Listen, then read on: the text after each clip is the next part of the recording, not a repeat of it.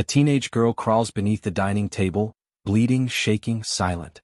Her older brother lies face down nearby, his body riddled with stab wounds and a shotgun blast. In the next room, their mother fights back with a knife, desperate to stay alive. The attacker? Her own son. 5:33 a.m., September 13, 2024. A 19-year-old named Nicholas Prosper has just murdered 3 members of his family inside their Luton apartment, and he's not finished. In his bag, over 30 shotgun cartridges, a forged firearms license, and a detailed plan for what he called the biggest massacre of the 21st century. His next stop, a nearby primary school. But something went wrong. And what happened inside that flat didn't just end a family, it prevented a national tragedy. Why did Nicholas turn on his own blood? What pushed him from obsession to execution? And how close did Britain come to its deadliest school shooting? Tonight, we uncover the terrifying truth behind the Prosper family murders, and the massacre that almost happened. In the early days of September 2024, the Falcon Prosper household at Leabank Court in Luton was quietly weaving through their routines. Juliana Falcon, 48, an Argentine-born mother, was known to friends as a strong, loving mum, always organizing charity runs and looking after her 4 children with unwavering devotion. Her eldest son, Nicholas, once a polite and studious teen, was described as a reserved, geeky kid who loved computers. But behind closed doors, something had begun to shift. After leaving sixth form in early 2023, Nicholas had retreated into himself, isolating, dropping out, briefly working at Sainsbury's, then losing that job. His mother worried when he refused to seek help for anxiety and stopped engaging with friends. His younger siblings, Kyle, 16, described as kind and funny, and Giselle, 13, an exceptional and caring girl, were typical teenagers attending school, unaware of the change growing inside their brother's mind. By late 2023, Nicholas had plunged into extreme online content. He disappeared into forums filled with mass shooting research, gruesome videos, and violent ideologies. Investigators later confirmed he watched nearly 208 indecent and violent clips, and seemed to mimic tactics from infamous shootings worldwide. But why did he hide his obsession so well? Neighbors recall that on September 12, 2024, Nicholas approached a private firearms dealer, making polite small talk, thanking him for changing the meeting time, then shook his hand and walked away with a 12-gauge shotgun and 100 cartridges, all enabled by a cleverly forged license. That night, he filmed himself in the kitchen, miming firing the shotgun with a plank of wood, wearing a striking yellow and black outfit he called his uniform, claiming he was chosen by a video game character. On Friday the 13th, he carried out a test shot, aimed at a teddy bear in his room, then planned to kill his mother and siblings as they slept, before heading to St. Joseph's Catholic Primary School, less than a mile away. His goal: slaughter at least 30 children and 2 teachers, then end his own life. Yet, in the quiet morning hours of September 13th, the plan unraveled. His mother woke early and confronted him. A struggle erupted, knives clashed, and heated words flew. Her defiance delayed him and awoke the household. Was it maternal instinct that saved a school full of children? What happened during those critical moments the next morning? Stay with me, because in the next segment, we reconstruct the violent breakdown inside Flat 16, and discover how Juliana's courage set off a chain reaction that would forever change Luton. By mid-2023, teachers at Cardinal Newman School began noticing a shift. Once a polite, geeky teenager with friends, Nicholas Prosper became increasingly withdrawn. He skipped classes, barely spoke to anyone, and spent most of his time alone in front of a screen, his computer becoming his entire world. Why did his isolation deepen right when warning signs started to appear? Late 2023, an obsession with infamy. Nicholas wasn't just drifting into silence. He was studying, meticulously. He consumed thousands of pages and hours of footage about mass shootings, Sandy Hook, Columbine, Virginia Tech. But he wasn't looking for answers. He was looking for blueprints. He told himself he could go further. Bigger. Deadlier. He wasn't planning a breakdown. He was preparing a legacy. August 2024, a quiet but chilling step forward. By now, Prosper had made up his mind. He would need a weapon, something fast and devastating. But as a teenager in the UK, that meant deception. He forged a shotgun certificate with such precision that when he presented it at a local gun shop, the dealer believed it. On September 12th, he legally walked out with a 12-gauge shotgun, over 100 cartridges, and a plan ready to execute. How does a teenager manage to arm himself with a weapon of war, and no one notices? September 12th, signs too dark to ignore. That night, Nicholas didn't sleep. His browser history was filled with searches like, "Do you die if shot in the neck?" He was watching necrophilia videos, reviewing true crime cases, and uploading a self-recorded video dressed in a yellow and black costume. In it, he mocked his sister, promising mutilation, and claimed that his mother would be the first to go. This was no fantasy. This was rehearsal. Early morning, September 13th, a final test. Before sunrise, he fired a single test shot into a teddy bear in his bedroom. He had to know it worked. Then he packed his gear: knives, cartridges, makeshift armor. His goal was horrifyingly clear: kill his family before dawn, then walk calmly to St. Joseph's Primary School and open fire on children and teachers during morning assembly. He believed the world would know his name by noon. But something didn't go according to plan. Why did Nicholas start earlier than intended? What triggered the first scream? In the next scene, we take you minute by minute through the bloodshed inside that small apartment, and reveal how his victim's final action stopped a massacre before it ever began. Over the summer of 2024, Nicholas Prosper, a 19-year-old who had once blended into the background as a quiet, intelligent student, began shaping a plan so horrifying, it would later be called one of the most chilling school shooting plots ever uncovered in the UK. He wasn't just fascinated by violence, he studied it. Columbine, Sandy Hook, Virginia Tech. He analyzed death counts, timelines, weapon types. In his own words, he intended to carry out one of the biggest massacres of the 21st century. But ambition required preparation. And Prosper wasn't improvising. In the days before the murders, he managed to acquire a 12-gauge double-barrel shotgun by forging a firearms certificate. Posing as a clay pigeon enthusiast, he contacted a dealer online, paid £650 in cash, and walked away with both the gun and a stash of over 100 cartridges. When he brought the weapon home, stuffed in a duffel bag, he didn't sneak it through a window or cover it with a coat. He rode the elevator. Smiled at a neighbor. No one suspected a thing. His target was clear: St. Joseph's Catholic Primary School, the same school he and his siblings had once attended. He had studied its routines for weeks: entry points, assembly times, class schedules. His notes, later found by police, included chilling sketches labeled with phrases like, "kill all." Hours before the planned massacre, he performed a test. Inside his bedroom in the middle of the night, he fired a round from the shotgun into a stuffed teddy bear, checking sound, accuracy, and impact. He wasn't just preparing logistically. He was conditioning himself to pull the trigger on something alive. Friday the 13th. That was his chosen date. His plan was precise: wake early, kill his mother and two younger siblings before sunrise, then leave for the school. He expected to catch morning assembly just as 30 children and their teachers would be gathered in a single hall. He even packed a knife, ready for close quarters. He believed the entire operation would take no more than an hour. But something shifted in the shadows. His mother, Juliana, woke up earlier than expected. Whether she heard a noise or simply had a feeling, she confronted him. And at that moment, the silence that Nicholas needed collapsed. The plan, carefully scripted, began to unravel. What happened next inside that flat was no longer part of the blueprint. It was survival, chaos, and a brutal, tragic outcome. Coming up next, the moment-by-moment breakdown of the murders, how one mother's resistance altered the course of a national tragedy. By 5 a.m., his mother Juliana Falcon stirred unexpectedly. Fear gripped her when she saw Nicholas, shotgun in hand. Despite the terror, she grabbed a knife, fueling her tragic defiance. A brutal struggle ensued. Juliana fought fiercely before a shotgun blast to her head ended her resistance. Forensic investigators later found slash wounds on her arms and hands, the marks of a desperate final attempt to stop her son. Moments later, Nicholas stormed into the dining room. Giselle, terrified and injured, crouched under the table, but the shotgun found her anyway, its report echoing across the flat. Within seconds, Kyle, armed with nothing but a kitchen knife, plunged into the chaos. He was shot twice, then stabbed over 100 times before dying in the hallway, an anguished, senseless flood of violence.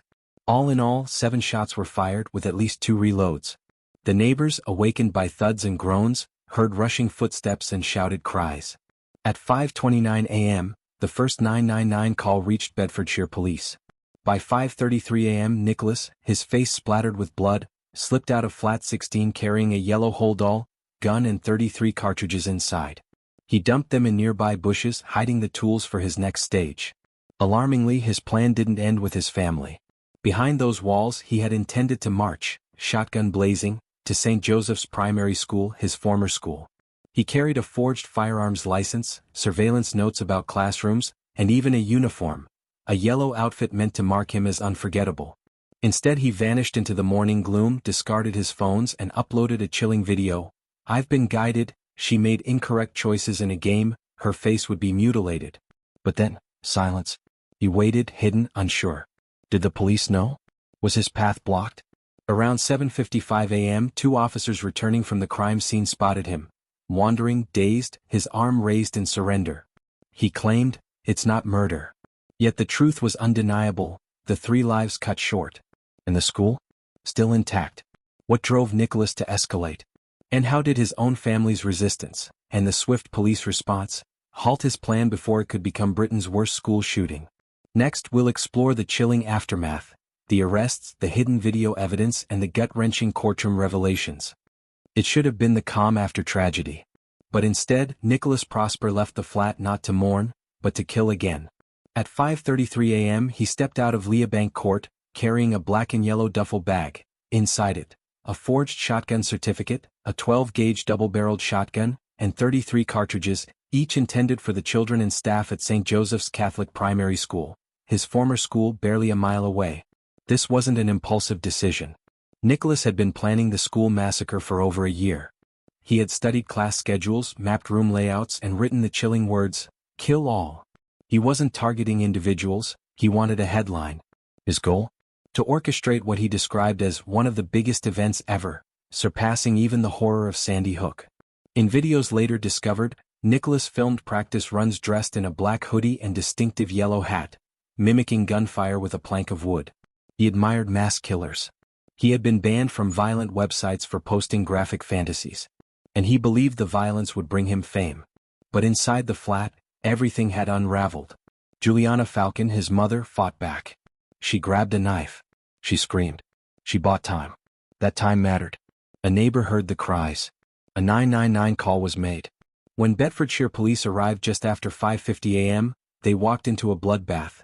But unknowingly they had also walked into the middle of a plan in motion. The shotgun, later found hidden in a bush, was fully loaded. The cartridges were ready. Nicholas was still on the move. He tried to blend in. But by 7:55 a.m., after a brief foot chase and a short search, officers found him, calm, crouched in a bush, that same duffel bag at his feet. He surrendered without resistance. Inside the bag was everything they needed to piece together what was about to happen. The weapon, the ammo, and the handwritten manifesto. This wasn't just a triple murder. It was an intercepted massacre. Had Juliana not fought, had Kyle not cried out, had the neighbor not called, it's possible Nicholas would have walked into that school with his weapon drawn and his plan fully alive.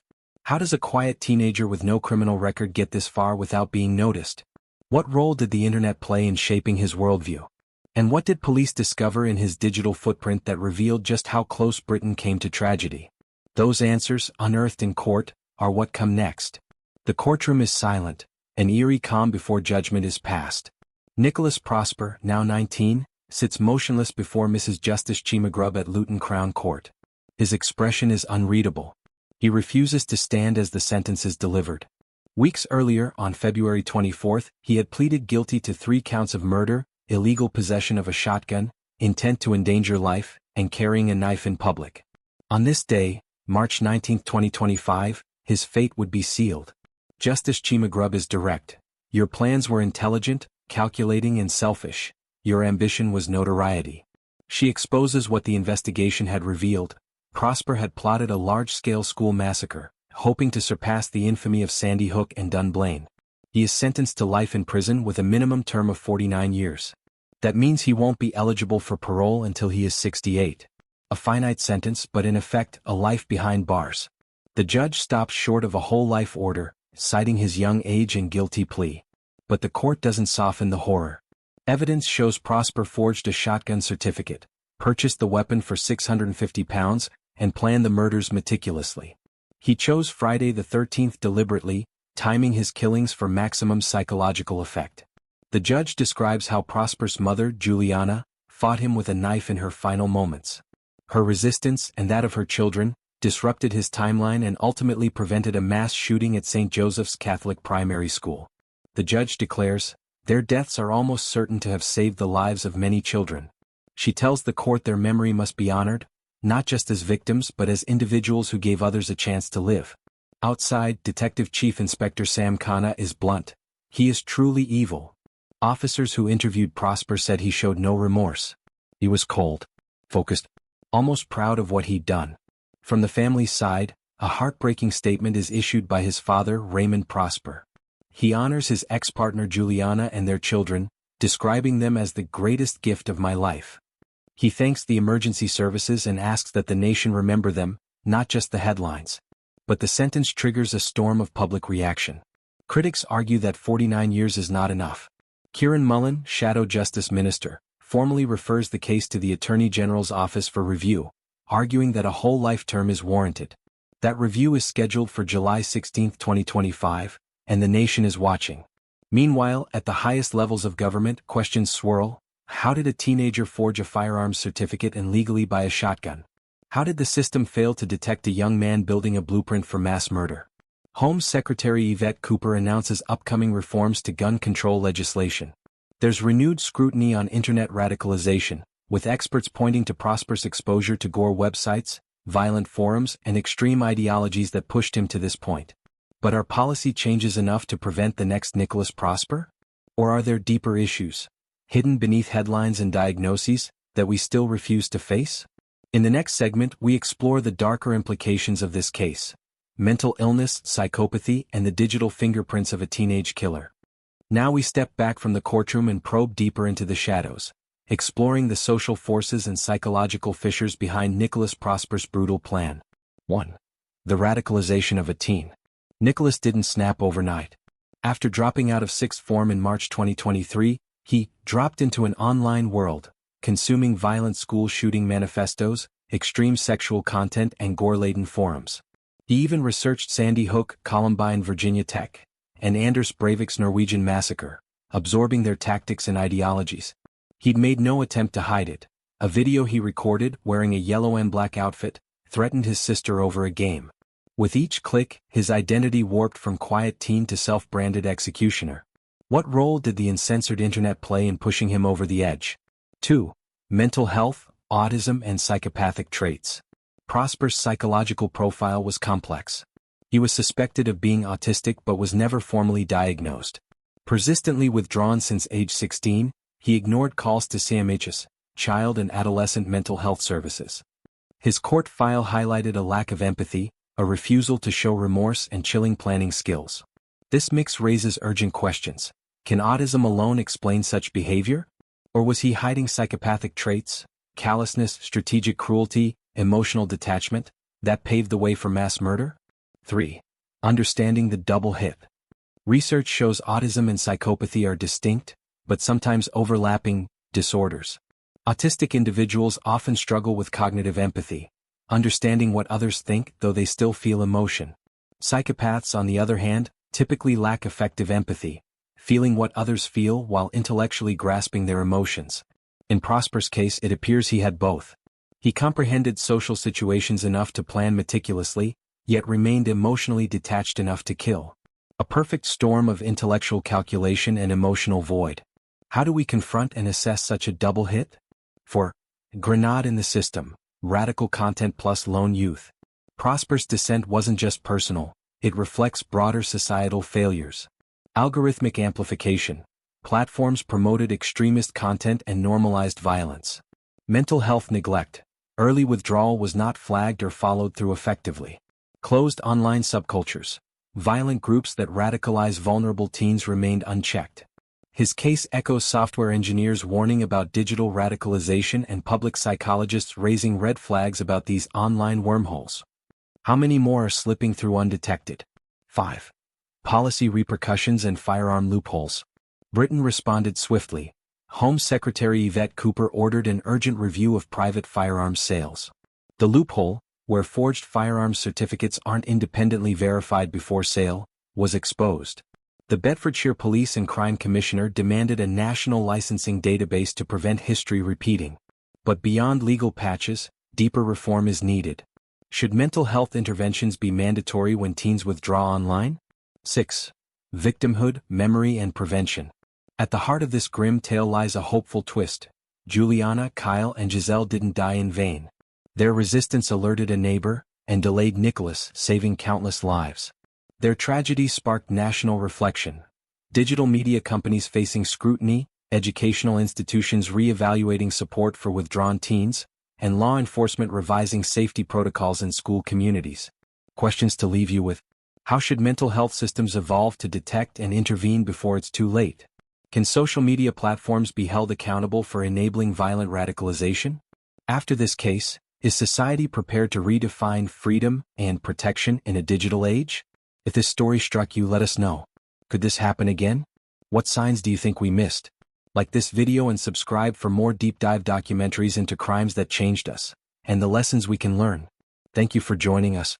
And remember, sometimes salvation comes in the final seconds, and the courage to fight back when it's needed most.